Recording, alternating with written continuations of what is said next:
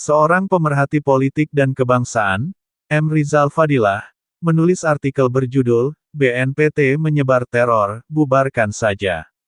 Artikel ini dipublikasikan pada Kamis tanggal 7 September tahun 2023.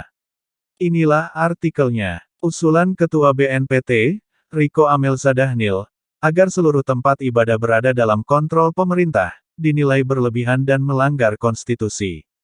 Hanya baru pada rezim Jokowi ini, ada lembaga yang nekat mengusulkan kontrol pemerintah atas tempat ibadah. Mungkin BNPT berasumsi bahwa tempat ibadah adalah ruang bagi terorisme. Sungguh keterlaluan dan melecehkan. BNPT mungkin merasa menjadi lembaga strategis yang mampu menentukan. Jika usulannya direspon maka ini adalah bibit dari etatisme atau tirani.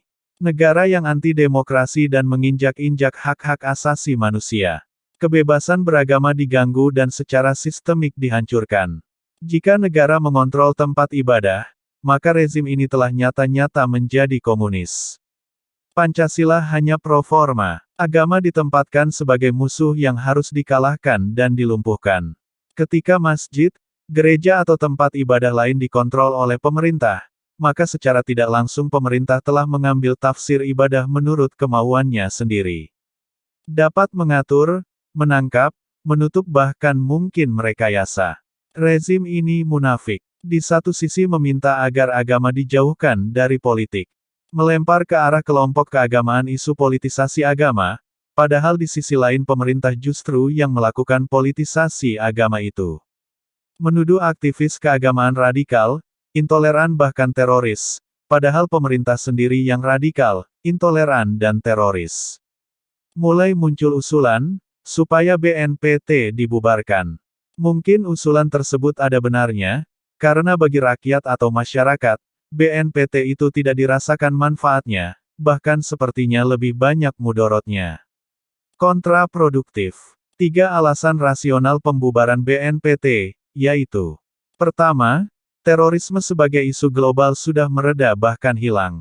Terorisme adalah isu politik Barat, untuk melumpuhkan dunia Islam. Islamofobia di Amerika telah dihentikan. Amerika adalah pimpinan proyek Islamofobia termasuk terorisme. PBB kini turut mencanangkan perlawanan atas gerakan Islamofobia tersebut. Kedua, terorisme itu kalaupun ada, hanya dilakukan oleh kelompok kecil. Tidak sedikit kelompok itu pun adalah peliharaan atau binaan sebagai pelaksanaan proyek terorisme global. Di Indonesia organisasi teroris tidak pernah terjelaskan, bahkan aksi-aksi teror dicurigai sebagai drama buatan, atau boleh disebut dengan artificial terrorism. Ketiga, ketika korupsi, yang daya rusaknya bagi bangsa dan negara sangat dahsyat, telah bergeser dari extraordinary crime, menjadi ordinary crime, maka terorisme yang secara empirik, tidak terbukti menjadi perusak besar, sudah lebih patut untuk menjadi ordinary crime. Karenanya lembaga khusus seperti BNPT tidak diperlukan lagi. BNPT kurang kerjaan. Ketika BNPT mulai kehilangan pekerjaan, maka lembaga ini cari-cari kerjaan. Usul pengawasan tempat ibadah dalam konteks radikalisme dan terorisme, tentu akan menyerahkan leading sektornya kepada BNPT. Nah, berapa banyak di Indonesia itu tempat-tempat ibadah? Sebanyak itulah pekerjaan atau proyek yang dapat dibuat proposalnya. Sebagaimana KPK, yang kini sudah menjadi alat kepentingan politik, maka BNPT juga kehilangan objektivitasnya dalam pelaksana tugas. Alih-alih mencegah terorisme, justru menjadi penyebar teror bagi rasa tenang masyarakat. BNPT menjadi lembaga yang mengancam dan menakut-nakuti. Rekomendasi pengawasan tempat ibadah adalah bukti salah satu teror itu. Aparat penegak hukum kepolisian, sudah cukup memadai untuk mampu menanggulangi terorisme di Indonesia. BNPT dan juga Densus menjadi tidak dibutuhkan. Kecuali kita akan melanjutkan dan membudayakan artificial terrorism atau terorisme buatan. Rakyat merasakan sulit untuk saat ini menemukan adanya natural terrorism atau terorisme alami. Apalagi hal itu muncul dari tempat-tempat ibadah.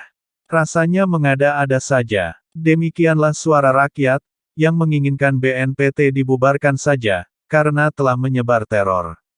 Sebelum selesai, Izinkan admin mengingatkan para pendengar setia, tentang teror polisi terhadap rakyat, yaitu jangan lupakan, dan tetaplah ingat kepada 6 pemuda beriman, pengawal ulama, yang tidak salah apa-apa, diculik, lalu disiksa dengan sadis dan kejam, kemudian dibantai tanpa belas kasihan, oleh segerombolan setan. Kasus ini dikenal sebagai kasus KM50, yaitu tragedi kemanusiaan paling biadab yang pernah terjadi di Indonesia.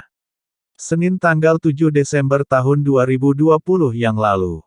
Allahu Akbar, Allahu Akbar, Allahu Akbar, Allahu Akbar, Allahu Akbar, Allahu Akbar.